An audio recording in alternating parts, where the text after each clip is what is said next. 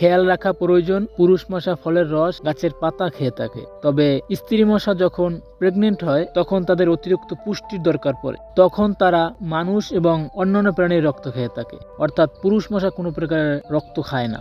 Dengue ভাইরাসের আসল নাম হচ্ছে ফ্লাভি ভাইরাস। একটা মশকি ডেঙ্গু ভাইরাস যুক্ত রক্ত পান করার পরে প্রায় 8 থেকে 10 দিন পর ভাইরাস মশকির দেহের অন্যান্য কোষে ছড়িয়ে পড়ে।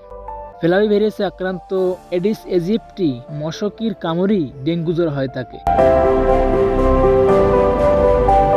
পরবর্তীতে মশকি যতবারই কামড়ায় ততবারই ভাইরাস ছড়ায় এবং আক্রান্ত মশকি ডিম পেড়ে যে নতুন মশা জন্ম দেয় সেই মশাও এই ভাইরাস বহন করে। একটি মশকি জীবদ্দশায় 4 থেকে 6 বার কামড়ায়। ভাইরাস বহনকারী এডিস ইজিপ্টি একজন ব্যক্তিকে কামড়ালে সর্বপ্রথম ভাইরাস মশার লালা থেকে রক্ত প্রবাহে প্রবেশ করে। এটি রক্তের শ্বেতকণিকায় প্রবেশ করে, কোষের ভিতরে প্রজনন করে এবং সারা শরীরে ছড়িয়ে পড়ে। ডেঙ্গু জ্বরের 4 ধরনের সেরোটাইপ পাওয়া যায়, যেমন ডেন 1, ডেন 2, ডেন 3, ডেন 4। একজন মানুষ সারা জীবনে 4 বার ডেঙ্গু আক্রান্ত হতে পারে।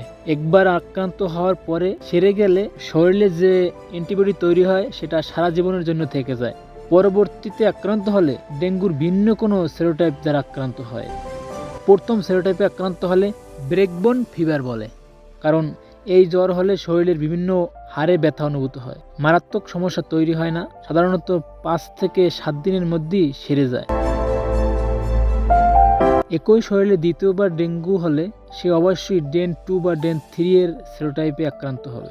এক্ষেত্রে প্রথমবার আক্রান্ত হওয়ার ফলে যে অ্যান্টিবডি শরীরে ছিল সেই অ্যান্টিবডির সাথে নতুন আক্রান্ত ভাইরাসের অ্যান্টিজেনের এক ধরনের রিয়াকশন হয়, ফলে প্ল্যাটিলেট বা অণুচক্রিকা বিরোধী এক ধরনের অ্যান্টিবডি তৈরি হয় যা রক্তের অণুচক্রিকা কমিয়ে দেয়। অণুচক্রিকার কাজ হচ্ছে শরীরের কোথাও রক্তপাত হলে সেটা বন্ধ করে দেয়া। অণুচক্রিকা কমে যাওয়ার ফলে শরীরের কোথাও রক্ত পড়লে সেটা বন্ধ হয় না।